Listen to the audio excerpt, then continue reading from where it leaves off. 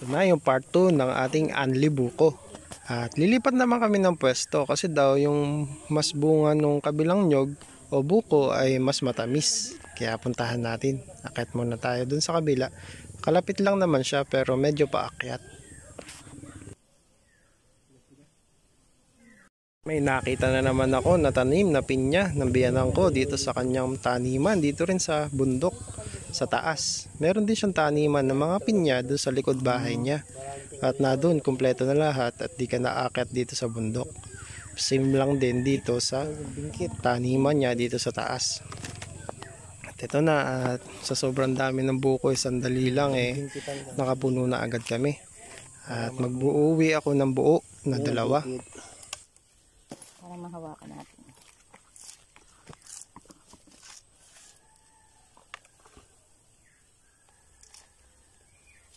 Alain mo yun, pwede siyang gawin na pantali, yung pinakabalat ng buko. Hindi ko kasi alam yung ganyan. Wala kasing ganyan sa lawa namin. Meron lang sa bundok. Sige na, ako na. Ikaw na doon sa ano. Bingkit. Pag bumagsak, bingkit din ng paa mo. Ang tawag pala nila sa ginawa nila na pagtali ng buko gamit ang kanyang balat ay bingkit. Ayos talaga. Pati panali ng buko o pag bigkis ng buko o tinatawag na bingkit ay natural din. Tingnan mo naman, no? Para ka lang nag-grocery shopping na may kasama ng eco bag. As in, eco bag talaga. Kasi mismo nasa buko. Diba? Gets mo ba yun?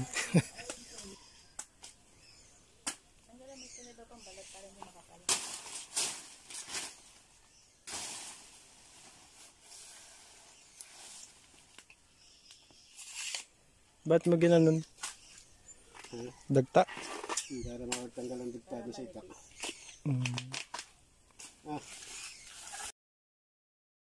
Tinuturo naman ng bilas ko yung gaano kalaki yung lupa ng biyenan ko. At baka ipamana sa akin. Aba, tagapagmana yan. Hindi po ako makiging tagapagmana. Sampid lang po tayo. Baka sakali yung misis ko. Pagkasama na yung misis ko, conjugal property yan. Kaya, kasama na rin ako dun. Joke lang po. Kawayan na sahig na gano'n, tapos mayroon sa ilalim. Parang ano na puhon. Parang uling din. Oo. Ay, ang huling ay nibabalon. Pero yun, may kawayan sa ibabaw. Doon nilalagay. Sa ilalim, inilalagay yung likit. Ano yung likit? Parang nag-iihaw. Ano yung likit? Dinidikitan mo ng apoy doon sa ilalim. Yun pala. Likit apoy. Oo.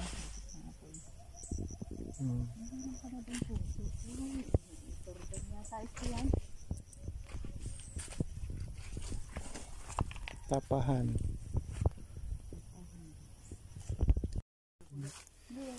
Puso. Magkano ang kilo nito? Mahal-mahal ng kilo niya. Doon sa ano? Sa Saibik? Masarap yan. Nilalagyan ko lang yung giniling. Ginagawa kong patis. Di ba nakasugat ng dagta nito? Hindi naman. Makating na lang. Makati yung dagta. Hindi naman nakasugat. Makati lang. Makati yung dagta. Hawakan. Hindi ganyan ang tapahan yung meron yung kawayan na nakasahig. Tinatambak lang pala dyan. So ngayon, pauwi na kami at medyo malapit lang din naman ang lakarin. Hindi na masyado nakakapagod at patag na rin yung lakarin niya. At nandito na kami sa bahay at may pasalubong ako sa anak ko. Bala ko kasi sa kanya, ipainom itong buko. Kung nag-iisip kasi ako, baka hindi pa niya kaya. Gawa ng baby pa siya. Heavy heavy. Hindi ko rin alam. Siguro papatikma ko lang sa kanya the first time. Baka ako mag-convulsion yung tiyan niya. Mag-revolution. Kasi lalo na pag yung tiyan niya ay nag-revolution, ay nako, nagtatay. So yan, ngayon naman, pagdating ko, paliguan ko na yung anak ko.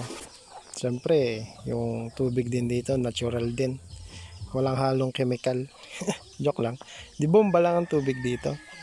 Kaya parang exercise ko na rin. Madali lang naman siyang bombahan. Ito yung mga sinaunang igiban talaga. At ngayon, yung mga naigulay na namin sa likod bahay ay gagamitin na namin. Biruin mo yun, fresh na fresh talaga yung mga ingredient namin. Pati yung patatas, dyan lang din sa likod. Sibuyas, bawang, Tsaka yung baboy, dyan lang din sa binili lang namin yan din sa palengke kaninang umaga. Kahit yung rice namin. Itong kanin, ito talaga organic. Mismong sabihan ko ang gumawa niyan at nag-harvest at pinabayo niya lang at naging bigas na. Sobrang daming bigas ng biyanan ko dito. Ang pala ulamin namin, nilagang baka, tsaka pritong manok. Papakita ko sa inyo kung saan yung bigas, yung baka niya. Ito nyo. Rice. Ang dami niya, no? Pero palay pa lang siya, yung kumbaga yung may balat pa.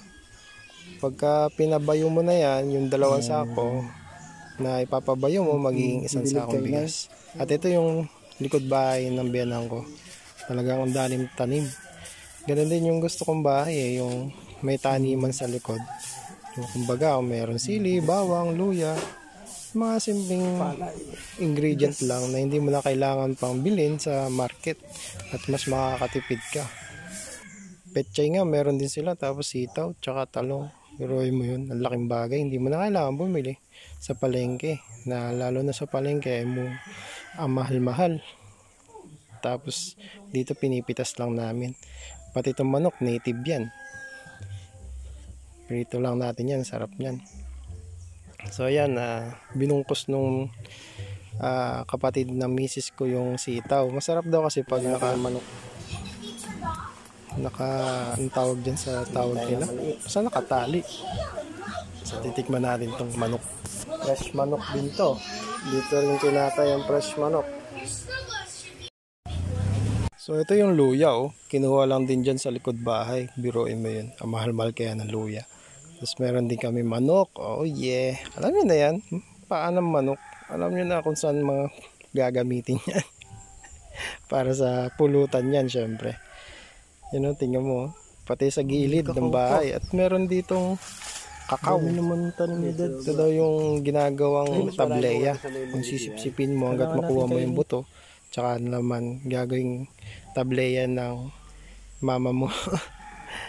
So patuyuin hanggang yung pagkasipsip, tapos bibilad sa araw. Yung laway mo rin matutuyo na rin doon. Yun ang magbibigay flavor doon sa tableya. Sarap yan. Tapos ito naman, meron naman sila dito suha. Aba, talaga nga naman ako'y mabubusog dito, tapos libre pa. So, pinanungkit ako ng bilas ko ng suha. Yung balat ay parang bulok na, pero yung loob nun ay masarap. Dami rin bunga. Minsan nga lang daw nalalaglag na lang kasi minsan walang tao dito sa bahay at sila lang din naman ang kumakain. At hindi naman kasi nila binebenta at pangkain lang talaga nila. Tingnan natin yung suha.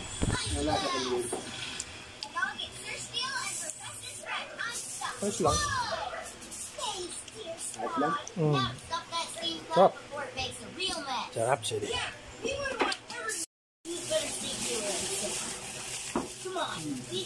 Dati malalaki yan eh. Nang liit na iskeri mga lukban mo. So naupo na ako. At kasi medyo nasarapat tayo. Kulang pa daw to sa pataba, pero ang tamis na, tapos ang sarap. Kulang pa yun sa pataba. Kaya maliliit lang yung bunga kasi hindi masyado nalagyan ng pataba. Pero ang sarap na ng bunga niya, matamis. Lalo na pag nilagyan mo ng asin. Asin. Rhapsody. Sabaw.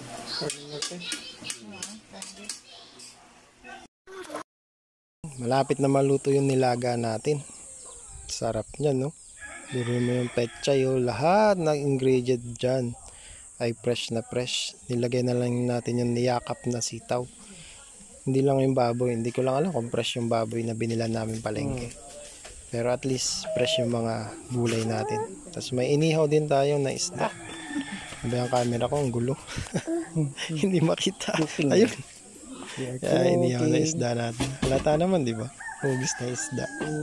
Hindi naman mukhang baboy yan. So ayun na, binalik namin dito sa kalan naman para tipid syempre. So ito na, dadaling ko na sa ating kainan. Sarap sidi. Yun, no? Ang fresh na ng ulam, tapos yung lugar, ang vibes ng lugar, fresh din. Naku po, fresh air, lahat na fresh. Ay naman, wala ka nang hanap-hanapin pa. Pati yung yelo. Native na yelo. Fresh din, di ba? Yung yelo. Gawang kamay yan, kaya fresh din. Hindi yung gawang makinarya. Yan yung binalot lang ng plastic ng yelo. Tapos bibili mo sa kapitbahay mo. Pero kami na gumawa, baka mamaya yung sa kapitbahay namin. Galing palang gripo. So ito na yun, nilagang baboy. Sarap sili.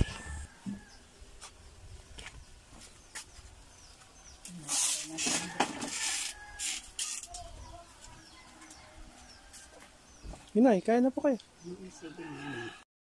Kain na muna kami mga tolls. Dito uli kami sa maliit na cottage ng biyanan ko. Ito nga pala yung aming tanghalian. Kanina nga pala yung part 1 ay almusal. Sarap talaga. Kahit ngayong katanghalian hindi masyado mainit. Ayan, kumukuha naman ng sili yung kapatid ng misis ko.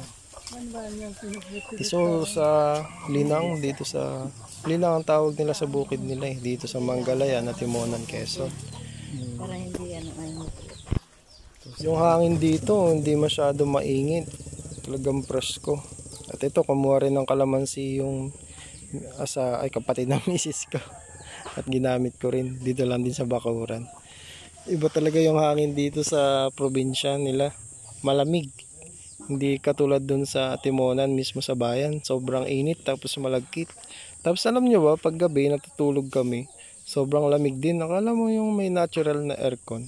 Tapos pag gising mo yung mga bintana dito, may parang yung tulo-tulo ng tubig. Kumbaga sa sobrang lamig siguro. Parang namasa-masa yung mga bintana.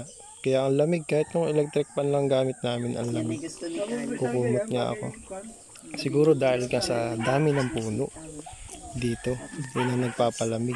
At pagtanghali na kulimlim dito kasi nga puro puno, kaya hindi ka masyadong naiinitan. Hindi ka tulad sa Kabayanan advance nga o maano yung technology, maraming building, sobrang init naman. Dito sa probinsya parang hindi ko naramdaman yung init, parang konti lang. Tapos di ka naglalagkit, talagang malamig ang pakiramdam mo at fresh na fresh yung hangin.